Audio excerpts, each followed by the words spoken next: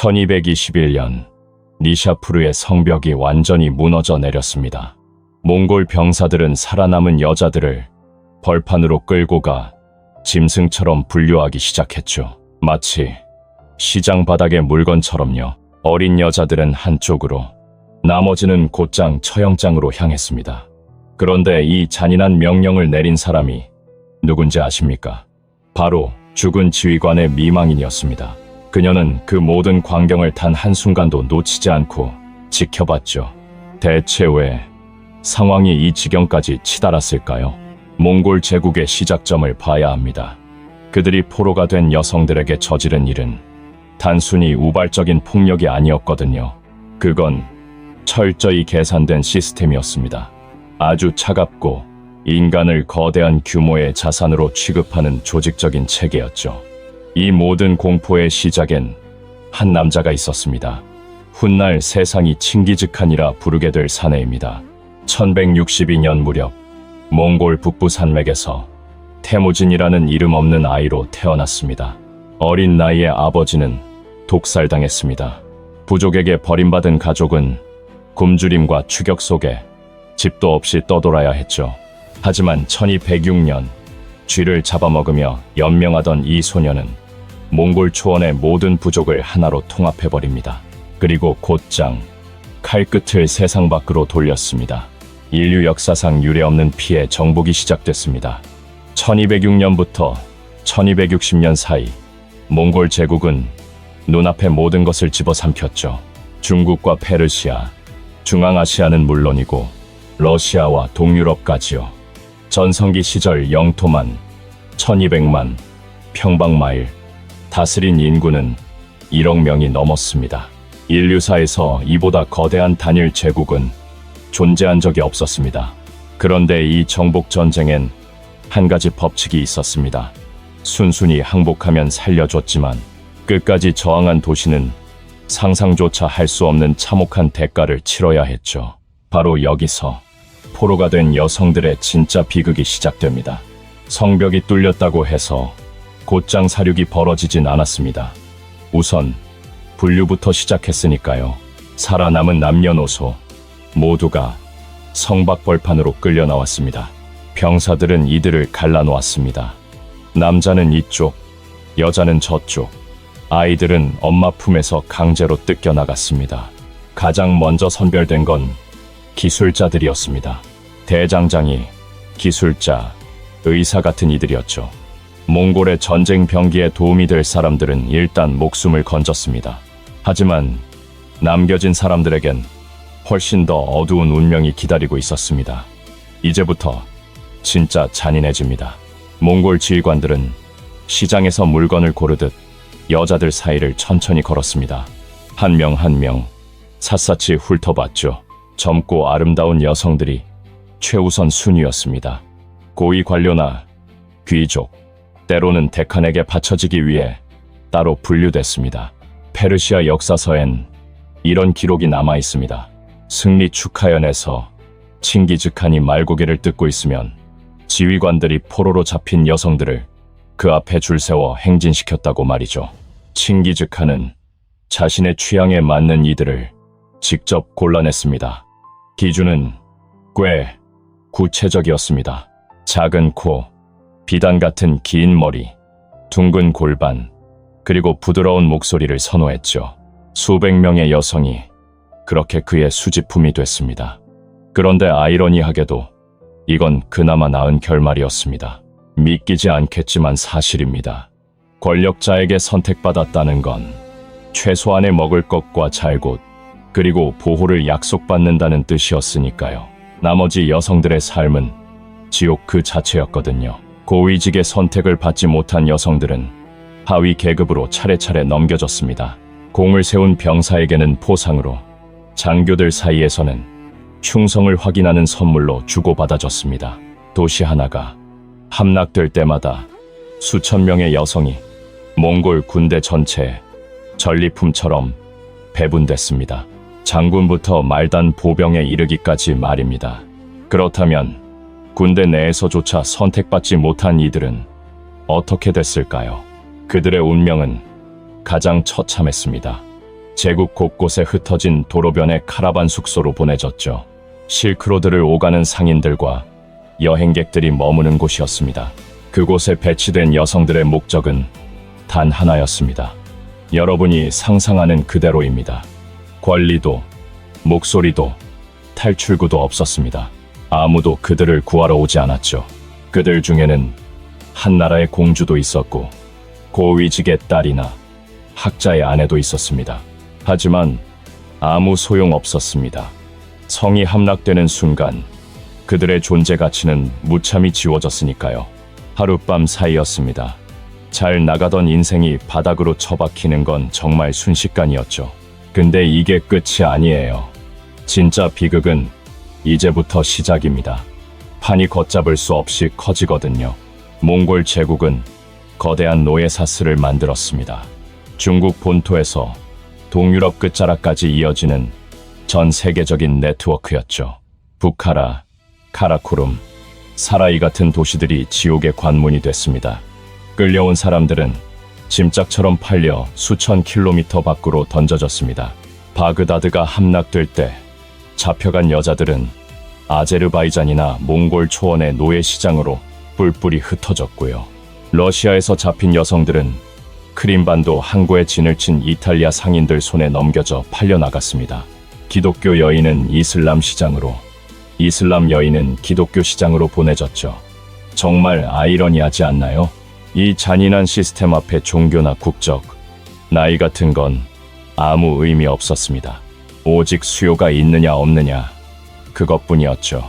정복하는 도시마다 새로운 노예가 공급됐고 돈줄은 말을 날이 없었습니다. 심지어 세금을 못 내거나 몽골 지배자들에게 공물을 바치지 못한 백성들까지도 가차없이 팔려나갔습니다.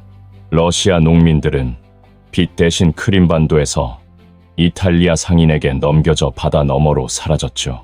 인간의 고통을 연료 삼아 돌아가는 시스템이었고 그 중에서도 여성이 가장 비싼 상품 대접을 받았습니다. 자, 이 비극적인 배경을 머릿속에 담아두고 다음 이야기를 들어보세요. 그래야 1221년 니샤푸르에서 벌어진 참극이 이해가 가실 겁니다. 이건 단순한 전쟁이 아니라 아주 지독한 사적인 복수였거든요. 그 광기 어린 폭력은 인류 역사상 가장 잔혹했다는 그 시대 사람들조차 경악하게 만들었습니다. 원래 니샤푸르는 실크로드에서 손꼽히는 부유하고 아름다운 도시였습니다. 동양과 서양을 잇는 무역로가 만나는 그야말로 황금의 땅이었죠. 거대한 도서관과 시장이 넘쳐났고 인구도 10만 명에서 20만 명이나 살고 있었습니다. 학자들과 시인들의 낙원이었죠. 전설적인 시인 아타르를 비롯해 이슬람 황금기를 이끈 천재들이 이곳에 모여 살았습니다.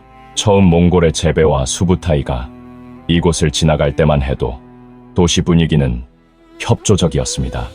식량과 물자를 순순히 내줬거든요. 덕분에 몽골군도 별다른 교전 없이 그냥 지나갔습니다. 그런데 상황이 급변합니다. 몽골군이 어디선가 패배했다는 소문이 돌자 니샤푸르 사람들이 용기를 내기 시작한 거죠.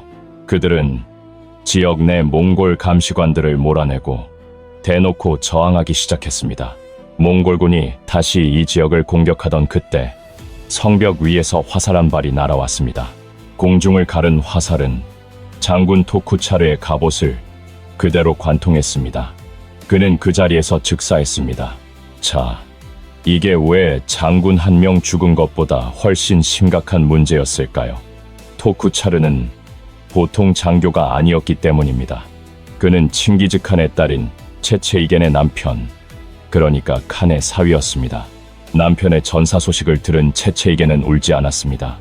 조용히 슬퍼하지도 않았고요. 대신 그 도시의 모든 생명체를 씨를 말려달라고 요구했습니다. 칭기즈칸은 그 살벌한 청을 흔쾌히 수락했죠. 그는 아들 툴루이에게 아주 간결한 명령을 내립니다. 누이의 소원을 들어주라고 말이죠. 10,000명에서 80,000명의 대군을 이끌고 나타난 툴루이는 단 3일 만에 성벽을 무너뜨렸습니다. 성이 함락되자 진짜 지옥문이 열렸습니다. 살아남은 사람들은 모조리 성박 허허벌판으로 끌려 나왔습니다.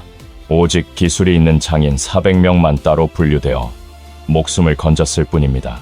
나머지는 남자, 여자, 아이 할 것 없이 현장에서 살해됐습니다. 심지어 개와 고양이까지도요. 이 학살은 아주 체계적으로 집행됐습니다.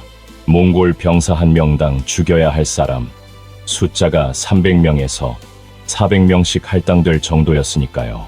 채채이게는 그 끔찍한 현장에 직접 앉아 모든 것을 지켜봤습니다. 단 한 명도 놓치지 않고 죽어나가는 것을 말이죠. 학살이 끝나고 병사들은 잘린 머리들을 모아 3개의 거대한 피라미드를 쌓았습니다. 남자, 여자, 아이들의 머리탑이 각각 세워졌죠. 한 생존자는 13일 동안 시신을 셌는데 그 수가 130만 명이 넘었다고 기록했습니다. 오늘날 역사학자들은 실제 희생자 규모를 10만 명에서 20만 명 사이로 추정하고 있습니다. 하지만 설령 그 낮은 수치를 기준으로 잡는다고 해도 일주일도 안 되는 시간에 도시 하나가 지구상에서 통째로 지워진 겁니다. 페르시아의 위대한 시인 아타르도 그때 목숨을 잃었습니다. 몽골군의 칼날에 쓰러질 당시 그의 나이는 78살이었습니다. 수백 년을 이어온 귀중한 문학적 전통이 그 벌판에서 함께 사장된 겁니다. 하지만 몽골군은 여기서 멈추지 않았습니다. 학살 후 툴루이는 확인 사살팀을 다시 투입했습니다. 지하 터널이나 시신 더미 속에 숨어 있을지 모를 마지막 생존자까지 찾아내 죽이기 위해서였죠. 숨이 완전히 끊어진 걸 확인한 뒤에야 놈들은 그 처참한 폐허 위에 보리 씨앗을 뿌렸습니다. 실크로드의 찬란한 보석이라 칭송받던 도시, 시인과 학자, 상인들로 북적이던 그 지식의 성지는 그렇게 하룻밤새에 차가운 농경지로 변해버렸습니다. 하지만 니샤푸르는 시작에 불과했습니다. 같은 해, 지금의 투르크메니스탄에 위치한 메르브 역시 똑같은 운명을 맞이했죠. 메르브는 좀 더 특별한 곳이었습니다. 단순한 도시를 넘어 문명의 심장과도 같았으니까요. 화려한 저택과 시장, 그리고 무려 15만 권의 장서를 품은 10개의 도서관이 그곳에 있었습니다. 전 세계의 지식인들이 오직 공부를 위해 이 먼 곳까지 발걸음을 마지 않았죠. 성벽의 두께는 4.5m, 높이는 9m에 달할 만큼 견고했습니다. 메르브 사람들은 그 높은 벽 뒤에서 자신들이 안전할 거라 믿었습니다. 하지만 그건 착각이었습니다. 툴루이가 대군을 이끌고 들이닥치자 메르브의 총독은 절망적인 선택의 기로에 섰습니다. 끝까지 싸우면 몰살 뿐이지만 항복한다면 신라 같은 생존의 희망이라도 잡을 수 있을 거라 계산한 겁니다. 결국 성문이 열렸고 툴루이는 겁에 질린 군중 앞에 당당히 서서 말했습니다. 협조만 한다면 모두를 살려주겠노라고. 하지만 그 가증스러운 약속은 불과 몇 시간 만에 피비린내 속에 깨졌습니다. 모든 시민이 성 밖으로 끌려 나와 무참히 나뉘었고 해가 뜨자마자 지옥 같은 처형이 시작되었습니다. 당시 페르시아 사관은 그날을 새벽부터 밤까지 비명과 통곡이 멈추지 않았던 날로 기억합니다. 사람들을 20명씩 묶어 피로 가득 찬 구덩이에 던져넣고 그대로 익사시키기까지 했습니다. 징기스칸은 성박 황금 의자에 앉아 이 끔찍한 학살극을 아주 담담하게 지켜보았다고 전해집니다. 살아남은 건 고작 400명의 기술자와 아주 어린 아이들 뿐이었습니다. 나머지는 전부 도륙당했습니다. 당시 기록에 따르면 메르브에서만 70만 명 이상이 목숨을 잃었습니다. 몽골군은 모든 건물을 부수고 다져서 도시를 흔적조차 없는 평지로 만들어버렸습니다. 인류의 보물이었던 10개의 도서관과 15만 권의 책들도 그렇게 잿더미가 되었습니다. 살아남은 소수의 여성과 아이들은요, 노예가 되어 제국의 깊숙한 곳으로 끌려가 영원히 잊혀졌습니다. 하지만 이토록 참혹한 역사 속에서도 여성을 향한 최악의 만행은 아직 시작조차 하지 않았습니다. 이 비극은 적국이 아닌 몽골인 스스로의 내부에서 터져나왔습니다. 징기스칸이 죽고 10년이 지난 1237년, 그의 아들 우구데, 이 칸이 권좌에 올랐을 때의 일입니다. 우구데이는 자신의 아버지와는 근본부터가 다른 인물이었습니다. 치밀하고 엄격했던 징기스칸과 달리 우구데이는 방탕하고 무모한 지독한 알코올 중독자였죠. 오죽하면 동생 차가타이가 의사를 보내 술잔을 하루 한 잔으로 제한하라는 특단까지 내렸을까요? 그러자 우구데이는 보통 잔보다 2배나 큰 잔을 특수 제작해 그 규칙을 비웃었습니다. 스스로 똑똑하다 믿으면서 말이죠. 하지만 그를 지켜보던 이들은 직감했습니다. 제국이 파멸의 길로 접어들고 있다는 것을요. 그리고 그 불행의 화살은 알타이 산맥에 살던 오이라트 부족을 향했습니다. 본래 징기스칸의 딸 체체이겐이 다스리던 평화로운 땅이었습니다. 그녀가 세상을 떠나자 우구데이는 그곳과 사람들을 자신의 소나귀에 직접 넣으려 했습니다. 어느 날 상납하기로 했던 젊은 여성들의 수가 부족하다는 소식을 듣자 우구데이는 폭발했습니다. 그가 직후에 저지른 짓은 전쟁의 참혹함에 단련된 사관들조차 기록하기를 주저할 만큼 악마적이었습니다. 그는 7살밖에 안 된 아이들을 포함해 4,000명의 오이라트 소녀들을 들판으로 불러 모았습니다. 군사들은 그중 귀족 가문의 딸들을 맨 앞으로 거칠게 끌어냈습니다. 그리고 아버지와 형제, 남편들이 지켜보는 눈앞에서 소녀들을 하나씩 유린하기 시작했습니다. 누구도 소리낼 수 없었습니다. 누구도 움직일 수 없었죠. 그저 무력하게 지켜보는 것 외엔 할 수 있는 게 없었습니다. 지옥 같은 하루가 끝날 무렵 2 소녀가 숨졌고 살아남은 이들은 물건처럼 배분되었습니다. 어떤 아이들은 우구데이의 개인 소장품으로 전락했습니다. 또 다른 이들은 제국 전역의 정거장으로 보내져 지나가는 나그네들의 놀이개가 되어야 했죠. 그리고 이용 가치가 없다고 판단된 아이들은 그냥 차가운 들판에 버려졌습니다. 이 사건을 기록한 페르시아의 연대기 작가들, 피의 강과 해골산 앞에서도 눈 하나 깜짝 않던 그들조차 이 대목에선 차마 말을 잇지 못했습니다. 별처럼 고운 처녀라 불렸던 이들, 그 비극적인 기록 앞에서 역사가들조차 차마 말을 잇지 못했습니다. 평소 칸의 위대함을 찬양하기 바빴던 몽골의 사관들마저도 이 사건만큼은 수치심이 너무나 컸기에 아주 모호하고 조심스럽게 기록할 수밖에 없었죠. 그런데 진짜 소름 돋는 게 뭔지 아세요? 이건 단순한 성욕 때문이 아니었습니다. 철저히 권력을 과시하기 위한 수단이었죠. 오고타이는 소녀들을 짓밟아 오이라트 부족의 길을 꺾고 죽은 누이의 땅을 강탈하기 위한 정치적 도구로 이용했습니다. 무고한 아이들을 제국 확장의 소모품으로 전락시킨 이 행위는 아버지 칭기즈칸이 세운 모든 원칙을 배신하는 짓이었습니다. 몽골의 위대한 법전인 야사를 아십니까?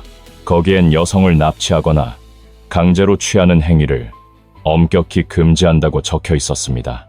칭기즈칸 시절 여성의 위상은 실로 대단했죠.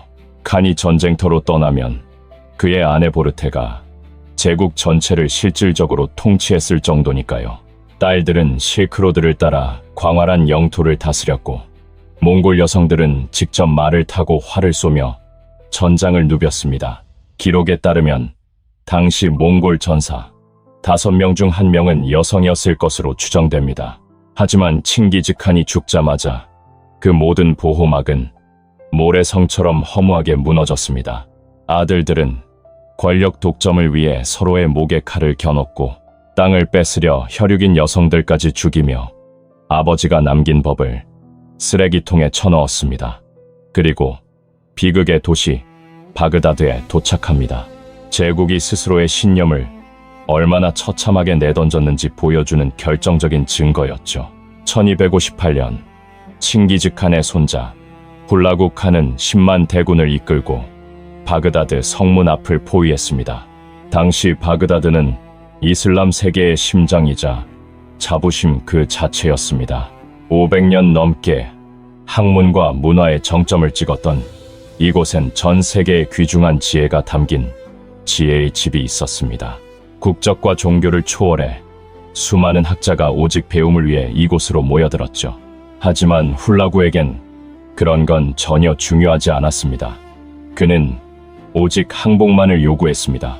칼리프 알 무스타심은 거절했습니다. 바그다드의 높은 성벽이 자신을 지켜줄 거라 믿었던 겁니다. 몽골군이 감히 이슬람의 성지를 공격하지 못할 거라 생각했겠지만 그건 인생 최대의 착각이었습니다. 포위전은 열이틀 동안 계속되었습니다. 몽골군의 중국 공병들은 투석기로 성벽을 가차없이 부수기 시작했습니다. 성곽의 기초를 흔들기 위해 수로의 물줄기를 돌리는 치밀함까지 보였죠. 2월 5일쯤 성벽 일부가 함락되자 칼리프가 뒤늦게 협상을 시도했지만 훌라구는 이미 마음을 굳힌 뒤였습니다. 결국 2월 10일 바그다드는 공식적으로 항복을 선언하고 말았습니다. 그런데 몽골군은 성 안으로 바로 들어가지 않고 사흘을 더 기다렸습니다. 삶과 죽음의 기로에서 시민들이 벌벌 떨던 그 사흘의 침묵이 지나고 2월 13일 마침내 성문이 열렸습니다. 1258년의 그날부터 일주일 동안 바그다드는 사륙과 약탈이 난무하는 생지옥으로 변했습니다. 당시 100만 명에 달하던 인구 중 적게는 9만 명에서 많게는 80만 명 이상이 처참하게 학살당했습니다. 티그리스 강은 처음엔 핏빛으로 붉게 물들더니 이내 파괴된 수십만 권의 책에서 흘러나온 먹물로 검게 변했습니다. 당시 그 비극을 목격한 이들의 증언은 더욱 충격적입니다. 강물에 처박힌 책들이 너무나 많아서 병사들이 그 책더미 위로 말을 타고 강을 건널 수 있을 정도였다고 하죠. 학살에서 살아남은 수천 명의 여인과 아이들은 노예가 되어 아제르바이잔과 몽골 전역으로 뿔뿔이 팔려갔습니다. 그렇다면 이슬람의 수장이었던 칼리프는 어떻게 되었을까요?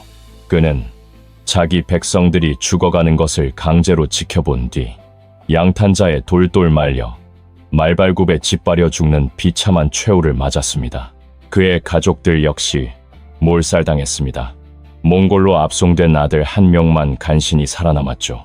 남겨진 딸은 훌라구의 개인 소장품처럼 취급받으며 첩으로 끌려가는 수모를 겪었습니다.